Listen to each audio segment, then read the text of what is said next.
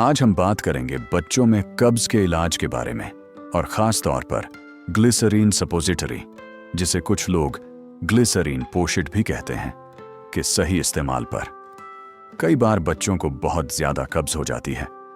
बच्चा बार बार जोर लगाता है, रोता है या कई दिनों तक पॉटी नहीं करता। ऐसी सूरत में डॉक्टर कभी कभी ग्लिसरीन सपोजिटरी लगाने की सलाह देते हैं। अब जानते हैं ये होती क्या है और कैसे काम करती है। ग्लिसरीन सपोजिटरी एक छोटी सी गोली जैसी होती है जो बच्चे के रेक्टम, पखाने के रास्ते में डाली जाती है। ये वहां जाकर पानी खींचती है, जिससे स्टूल नरम हो जाता है और बच्चा आराम से पॉटी कर पाता है।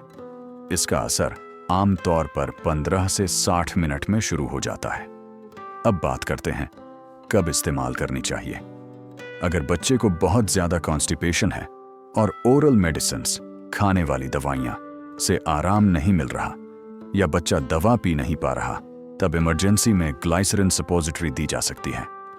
लेकिन ध्यान रखें, इसे रोजाना यूज नहीं करना है। ये फर्स्ट ऑप्शन नहीं, बल्कि इमरजेंसी ऑप्शन है। इस्तेमाल का तरीका: सबसे पहले हाथ अच्छी तरह धो लें। बच्चे को पीठ के बल या साइड में लिटाएं। सपोजिटरी को हल्का ठंडा करें ताकि वो सख्त हो जाए। फिर थोड़ा लुब्रिकेंट लगाकर बहुत धीरे से 1 इंच गहराई तक रेक्टम में डालें।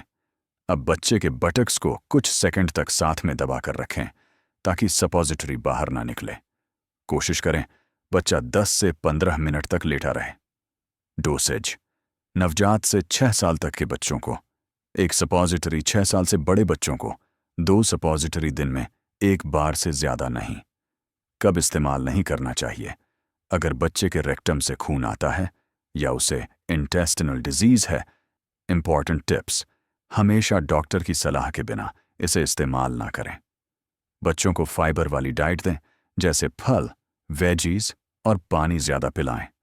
अगर कब्ज बार बार हो रहा है तो सिरप, लैक्सेटिव या डॉक्टर कंसल्टेशन जरूरी है।